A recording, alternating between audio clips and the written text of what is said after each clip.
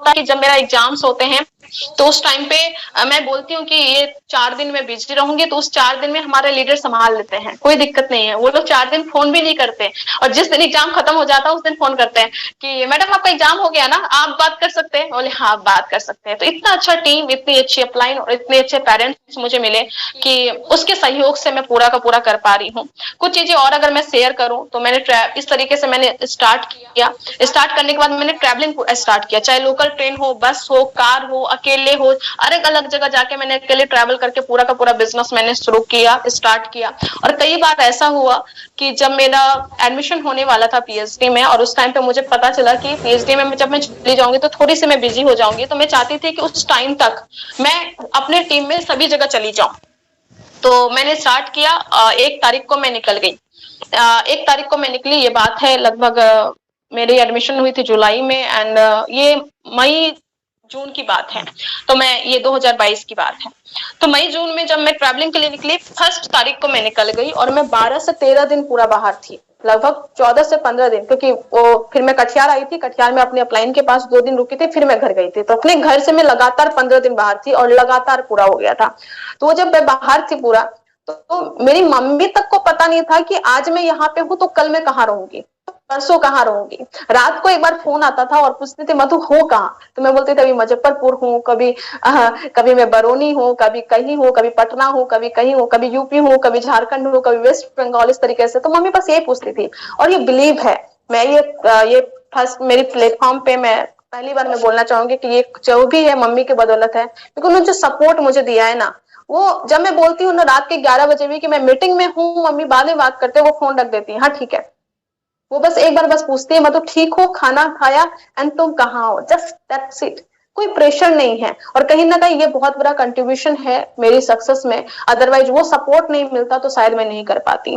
कई बार ऐसा हुआ कि जब स्टार्टिंग था तो पैसे की बहुत ज्यादा दिक्कत थी। स्कॉलरशिप जो थी, स्कॉलरशिप से मैं सामान लेके आ जाती थी, और वो सामान किसी को दे देती थी, पैसा सही टाइम पे मिलता नहीं था कई बार। और एक बार ऐसा हुआ था कि मैं साउथ 24 पैरागन में थी, वेस्ट बंगाल में, एंड वहां पे मैं मीटिंग कर ली, सब कुछ कर ली, और मैं वहां पे वेट कर रही हूँ कि कब बस आएगी और मैं बस से जाऊंगी। और वो बस आ नहीं रही है, आ नहीं रही। और मुझे ये टाइम पे ऐसा लग रहा था कि मुझे लास्ट बस जो होती है मेरे घर कॉलेज के लिए, वो 10 बजे होती है, मुझे 10 बजे तक पहुंचना है। और ट्रैवलिंग का जो टाइम है वो लगभग 4 घंटे है। शाम के बज गए हैं 5, मुझे बस मिल नहीं रही है, मैं किस तरीके से जाऊंगी मुझे पता नहीं। और तभी अचानक से मेरी अपलाइन का फोन आता है, बोलते मधु कहाँ हो। बोले बस यहाँ पे हूँ, और मैं बस का वेट कर रही हूँ। उन्होंने बोला बस नहीं मिल रही। मैं बोले 1 घंटे से वेट कर रही हूँ, बस नहीं मिल रही। उन्होंने बोला ठीक है ओला कर लो, उबर कर लो। मैं बोले कि सर उतने पैसे नहीं है कि मैं ओला उबर करूं, बहुत कम अमाउंट होता था और सोच समझ के करना होता था। और ऐसा नहीं है कि मैं अगर मम्मी को फोन करती तो वो मुझे नहीं देती ऐसा कुछ, लेकिन एक ऐसा था कि खुद के दम पे करना है, एक वो सा रहता है तो नहीं मांगना है उस तरीके से। तो उस टाइम पे मेरी अपलाइन बोलती है कि ठीक है, और उन्होंने फोन रखा और मेरे अकाउंट में उन्होंने 2000 रुपये मुझे भेजे। तो और फिर मैं सोची कि चलो ठीक है, ओला करके मैं आई। लेकिन वो टाइम था कि मैं उस सब चीजों को नहीं भूल सकती, और जैसे मेरा नेक्स्ट पेमेंट आया मैंने उनको वो पैसे भेजे। और यही चीज है जो मुझे बहुत ज्यादा आगे बढ़ाई, मुझे सपोर्ट मिला, बस उस सपोर्ट को मैंने कभी मिस यूज नहीं किया।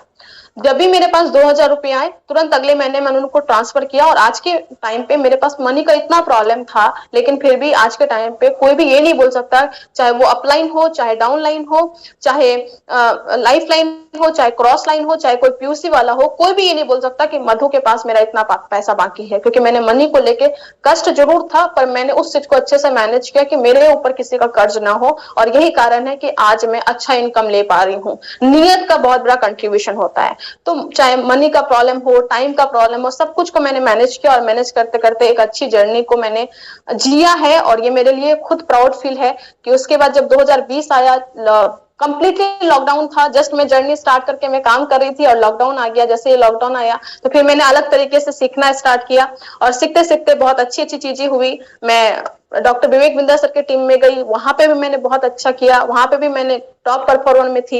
लेकिन मुझे पता था कि मैं उस चीज में नहीं जा सकती, मुझे फोकस करना है। फिर मैंने फोकस किया, वहां से जो चीजें मैंने सीखी थी, मैंने डिजिटल मार्केटिंग सीखी थी, मैंने इंस्टाग्राम मार्केटिंग सीखी थी, चाहे फेसबुक मार्केटिंग कैसे करते हैं, यूट्यूब पे कैसे अपने ब्रांड को बिल्ड करते हैं, वो सब सीखा मैंने। और टीम से सब कुछ मुझे अच्छे से मिला, और वो सब सीखते हुए मैंने डिजिटली काम करना स्टार्ट किया। जब लॉकडाउन आया, एक जूम मीटिंग, दो zoom meeting, personal 1-to-1 zoom meeting, ऐसे करते करते जब घर में थी, लॉकडाउन था, घर में थी, और मुझे उस टाइम पे भी बहुत ज्यादा सपोर्ट मिला।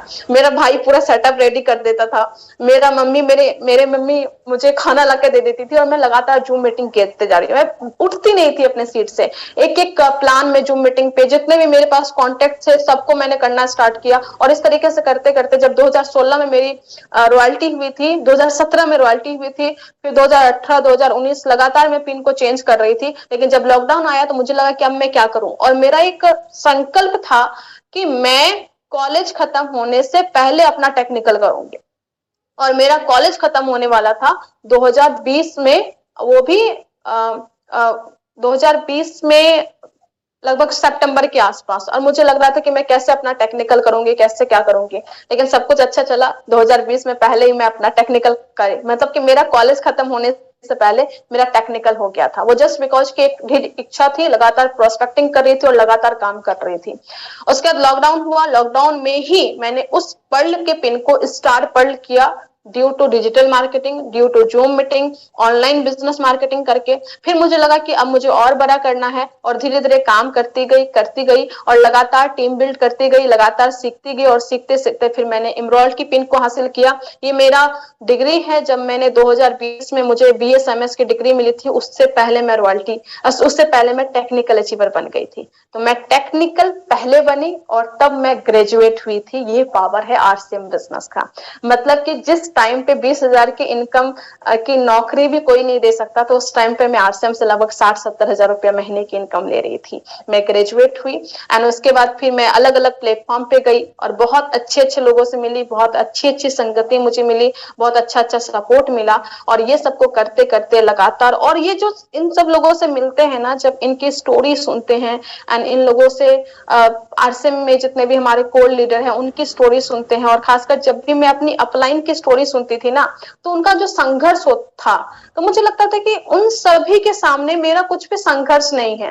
उन सभी के जो जो प्रोडक्ट नहीं थे, RCM बंद हो गया था, उस टाइम का संघर्ष था। कल मैं संध्या मैडम की स्टोरी सुन रही थी, उन्होंने बताया किस तरीके का संघर्ष था। जब कल्याणी मिश्रा मैडम की सुनी, पूजा मैम की सुनी, इन सभी का जितने भी लोग थे, और मैं 1 बजे वाली मीटिंग में नहीं रह पाती, जस्ट बिकॉज इस टाइम पे मेरा लैब होता है, तो उस टाइम पे मैं नहीं अटेंड कर पाती। लेकिन बाद में मैं यूट्यूब लाइव सबका सुनती हूँ, और सबकी स्टोरी मैंने सुनी, इश्तियार मैडम की भी स्टोरी मैंने सुनी। तो आप लोगों के जो संघर्ष है ना, आप लोगों ने बंजर धरती में बिजनेस को किया है, और मुझे लगता है आप लोगों के सामने मैं एकदम टाइल्स बिछी हुई जगह पे मैं बिजनेस को कर रही हूँ। तो आप सभी के सामने मेरा कोई संघर्ष है ही नहीं। और मुझे लगा चूंकि आप लोगों ने उस बंजर धरती पे बिजनेस को किया है, तो मैं टाइल्स बिछी हुई जगह पे कर रही हूँ, तो मेरी स्पीड तो अच्छी होनी ही चाहिए। और ये सभी में आपका कंट्रीब्यूशन है, और इसी स्पीड को मेंटेन करते हुए, सभी की स्टोरी को जानते हुए, अभी मैं एमरॉल्ड के लेवल पे हूँ, एमरॉल्ड के बिजनेस पे हूँ, और लगातार मैं बिजनेस पे भी हूँ, और साथ में लगातार मैं 1 लाख से ऊपर का चेक पर मंथ में देख रही हूँ। और उस इनकम से अभी हमारे घर में बहुत अच्छा माहौल है। मेरे घर पे एक अच्छा वंडरवर्ल्ड क्विक है, जो कि मम्मी और पापा देखते हैं। मेरा भाई मैथमेटिक्स में PhD कर रहे हैं, जो कि मध्य प्रदेश में है। मेरी जो छोटी सिस्टर है, कहते हैं कि वो बहुत अच्छे एरा में आई, और वो कम संघर्ष देखी हम लोगों से, क्योंकि हम लोगों ने वो संघर्ष को उस तक आने ही नहीं दिया।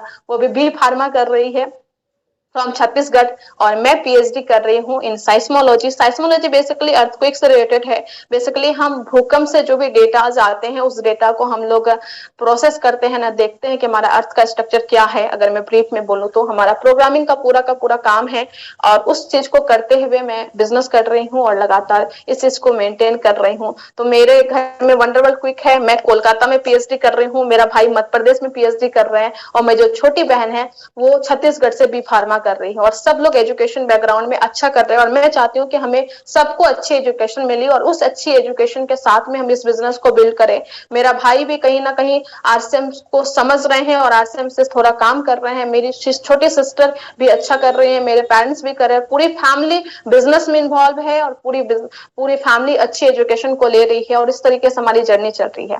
तो उम्मीद करती हूँ आपको ये स्टोरी अच्छी लगी होगी एंड आप सभी का आशीर्वाद चाहिए ताकि मैं ऐसे ही काम करती रहूं और लगातार ऐसे ही बिजनेस को करती रहूं। तो thank you so much, thank you Gurudev, over to you.